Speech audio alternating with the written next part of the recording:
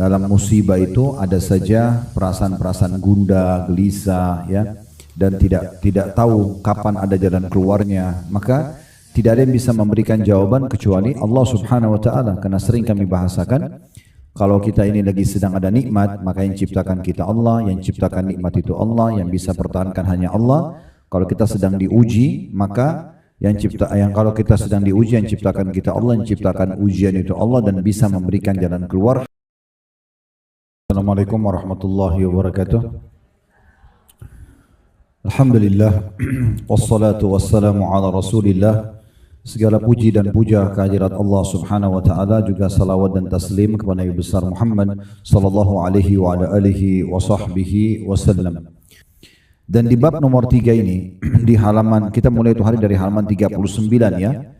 Jadi kita jangan lupa judul induk dari yang sedang kita bahas adalah kiat-kiat mengubah musibah menjadi rahmat. Dan kita sudah sampai di poin nomor 13 pada kesempatan yang lalu tentunya, yaitu setelah menyadari bahwa berkeluh kesah tidak akan menolak musibah, melainkan hanya akan menambah kepedihan, maka gantilah keluh kesah itu dengan zikir kepada Allah Ta'ala. Jadi kalau misalnya ibu bangun tidur flu, sakit, atau sedang ada orang utang kita tagih dia nggak bayar, sedang datang musibah itu, ujian itu, maka berkeluh kesah tidak akan memberikan jalan keluar. Daripada cuma keluh kesah, bahkan kita masuk kepada ranah orang lain ya, akhirnya akan mendatangkan dosa dan bisa menjadi penghambat baru untuk memberikan solusi dari masalah kita. Lebih baik kita berzikir. Garis bawahi contoh ini ya, supaya ibu lebih paham. Kalau misalnya ibu sedang ke satu tempat, contoh ini contoh saja, sendalnya dicuri orang, ya, pencuri, dia berdosa dengan curi sendalnya. Tapi ibu kalau keluar cari sendalnya nggak ketemu, di sini perintahnya adalah sabar, karena kan lagi diuji. Apa itu sabar? Terima dulu, oh berarti Allah sedang uji saya, gitu kan? Kita ikhtiar, habis itu cari, nggak ketemu ya sudah, tinggal beli sendal baru, selesai, kan gitu. Tetapi kalau ibu masuk ke ranah lain, misalnya ibu malah caci maki, pencuri ini memang begitu dan begitu, misal dicaci maki, dia berdosa dengan curiannya, kita berdosa dengan cacian kita. Paham nggak? Nah, cacian ini bisa menjadi penghambat untuk mendapatkan solusi, karena buka pintu dosa baru. Cacian itu tidak akan memberikan jalan keluar dari masalah kita. Ya, itu poin. Poin yang lain juga, kalau seandainya Bapak Ibu lagi diuji oleh Allah Subhanahu wa taala, cacian itu tidak akan memberikan jalan keluar, keluh kesah tidak memberikan jalan keluar. Yang memberikan jalan keluar justru introspeksi diri. Jangan buru-buru menyalahkan orang yang menjadi penyebab. Ya, itu paling baik, bijaksana ya. Kita lagi jalan ditabrak mobil sama orang. Oke, dia salah. Dia salah dengan perbuatannya. Tapi yang paling pertama seorang mukmin lakukan, dia jujur, astagfirullah. Dosa apa ini yang saya lakukan? Kok mobil saya ditabrak? Misal, contoh ya. Begitu, itu yang benar. Nah, introspeksi diri ini, kalau memang betul tabrakan tadi itu disebabkan karena memang kita pernah tabrak mobil orang, kita pernah dosa, itu jadi pembersihannya. Kan gitu, itu jadi pembersihan. Jadi, jangan buru-buru menyalahkan sebab-sebab yang ada. Tetapi kita bagaimana? Kembali dulu kepada Allah Subhanahu wa taala. Karena dasar hukumnya begini, Bu. Allah itu enggak mau kita sedih, Allah enggak mau kita susah, Allah enggak mau kita celaka. Allah mau kita bahagia, senang. Terbukti kita disuruh bahagia. Kita disuruh hidup senang, kita boleh pakai baju bagus, makan yang enak, minum yang enak, biologis yang halal, pasangan suami istri, punya keturunan, apa saja boleh, tapi dengan cara yang betul gitu ya. Jadi Allah mau kita bahagia. Kapan kita terjerumus dalam satu ujian? Itu kalau seandainya kita lakukan pelanggaran. Ujian itu tujuannya agar kita kembali kepada Allah. Jadi poin yang paling bijaksana adalah introspeksi diri. Jadi jangan buru-buru salahin orang, gitu kan? Coba introspeksi diri. Kemudian yang ketiga, kalau itu berhubungan dengan masalah benda, ingat semua benda di muka bumi itu punya ajal, punya batas waktu. Jangan habiskan energi marah pada benda yang sudah rusak. Contoh misalnya, pernah terjadi di masa Nabi Muhammad SAW, ada seorang sahabat baru beli piring, dipecahin oleh pembantunya. Lalu dia caci maki pembantunya nih. Akhirnya dilapor kepada Nabi, ya Rasulullah, ada seseorang pembantunya pecahin piring, tapi dia caci maki itu kayak caci makiannya itu melampaui batas gitu. Sebuah piring tapi dibalas dengan sekian banyak cacian. Lalu Nabi SAW panggil orang itu, tanya, kenapa kau caci maki pembantu? Dia bilang, ya Rasulullah, piring baru saya beli dipecahin. Kata Nabi SAW, jangan kau caci maki dia, perhatikan ini ya, karena piring yang dia pecahkan punya ajal sebagaimana kau punya ajal. Maksudnya apa? Kalau bukan pecah di tangan pembantu, pecah juga di waktu itu, pasti pecah. Ini faham ini baik-baik. Itu kalau berhubungan dengan masalah benda. Kalau saatnya dia rusak, saatnya dia hilang, pasti terjadi. Itu apa marah-marah? Nggak ada manfaatnya. Coba kalau kita sangka baik dengan Allah dan kita punya ilmu. Oh, sendal saya hilang tadi, ya udah Allah mau saya ganti sendal baru. Ya mudah-mudahan itu jadi sedekah buat saya. Selesai. Kan selesai, daripada kita marah-marah, enggak kembali juga sendalnya. Nggak ada manfaatnya, gitu kan? Ini poin-poin yang harusnya kita jadikan sebagai pondasi kita dalam menghadapi masalah-masalah. Jadi akhirnya jadi ringan semuanya, karena kita tahu itu adalah bahan introspeksi diri, pembersihan dosa dan seterusnya. Nah ini poin. Dan segala sesuatu kalau berhubungan dengan masalah benda pasti dia punya ajal. Ya, itu ada ajalnya. Sendal putus, piring pecah, itu semua ada ajalnya. Semua sebagaimana kita punya ajal, gitu kan?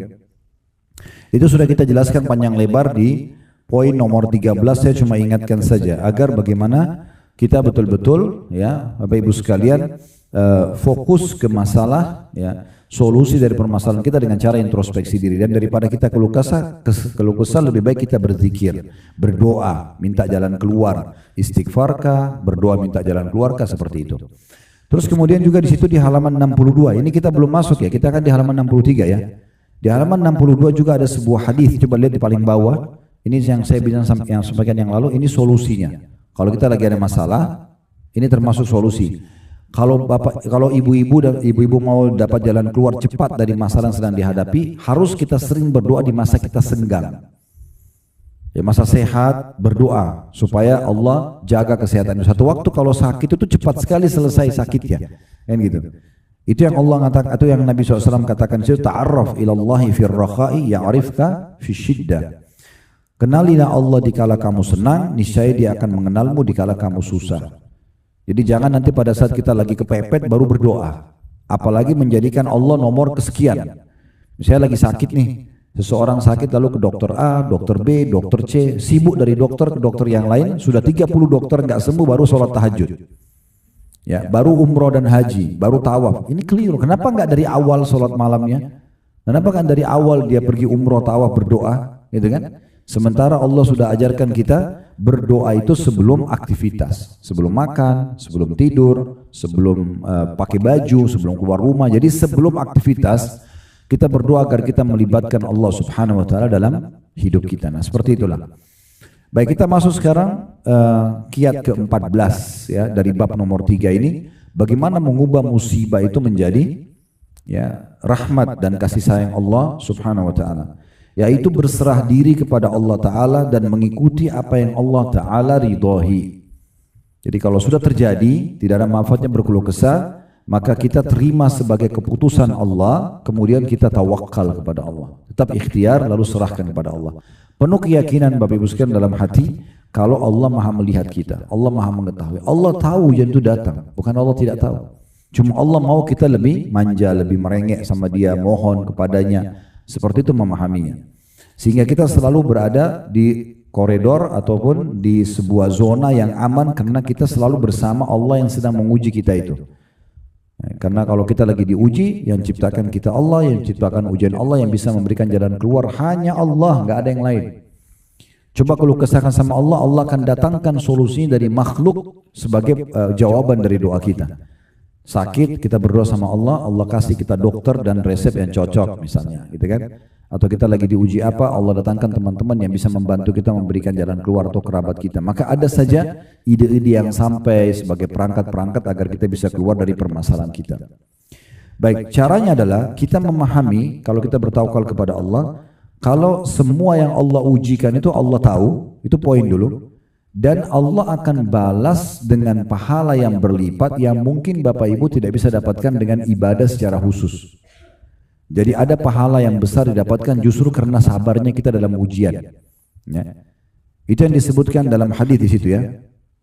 Kita bacakan dulu di halaman 63 setelah poin nomor 14. berserah diri kepada Allah Ta'ala dan mengikuti apa yang Allah Ta'ala ridhoi. Musibah dan ujian adalah kehendak Allah Ta'ala dan diridhoinya. Jadi kalau Bapak Ibu kena, itu Allah tahu dan Allah memang sengaja datangkan itu. Bisa sebagai teguran karena kita pernah ada kesalahan, atau pengampunan dosa kalau kita pernah punya dosa, atau justru diberikan derajat yang tinggi di surga yang tidak bisa kita jangkau dengan ibadah kita. Kayak misalnya ada satu derajat di surga, kita harus 100 tahun puasa, 100 tahun sholat, tapi kita umurnya cuma 60. Allah mau kita sampai ke situ, Allah kasih uji penyakit, harus minum obat 5 tahun, 10 tahun, cuma minum obat doang. Udah, tahan lisannya, jangan keluh kesah. Kecuali pada ahlinya ngomong sama dokter iya, tapi keluh kesah nggak boleh. Ini keluh kesahkan keputusan Allah kepada kita, kepada makhluk kita seperti keluhkan Allah sama dia. Ini Allah sakitin saya nih, ini Allah giniin saya. Seakan-akan kita sedang keluhkan Allah, ini keliru. Salah tempat, itu mendatangkan dosa baru. Lebih baik nggak usah, karena tidak ada juga manfaatnya. Saya pernah jelaskan, kalau kita sampaikan permasalahan kita kepada orang yang mencintai kita, misalnya kedua orang tua kita hanya tambah beban buat mereka. Ya kan? Mereka menjadi sedih, mereka jadi kepikiran, bisa masuk dalam bab durhaka malah. Untuk apa kita sampaikan kepada dia? Kalau kita sampaikan pada teman kita, kalau itu teman baik kita memang suka sayang dan perhatian sama kita, maka juga menyedihkan buat dia. Ya, dia jadi kepikiran permasalahan kita. Kalau dia baru kita kenal, maka bisa jadi musuh. Ini bahaya. Dia kayak punya satu senjata yang bisa menyerang kita setiap saat. Bahkan tidak ada manfaatnya sampaikan kepada makhluk. Saya sudah bilang, cuma kembali kepada ahlinya saja. Sakit sama dokter, itu pun konsultasi, bukan curhat. Berapa kali kita sampaikan itu ya? Dok, kepala saya sakit sudah 3 hari, apa obatnya? Itu konsultasi. Kalau dok, saya cerita dulu ya dok, dari minggu lalu saya begini-begini, oh panjang ceritanya. Sama dokternya diusir keluar ini, karena curhatnya saya sudah hampir 1 jam. Men. Jadi salah gitu ya. Sama dengan kalau masalah agama sama ustadz. Ustadz, masalahnya ada begini, hukumnya seperti apa, selesai. Jadi nggak usah panjang lebar.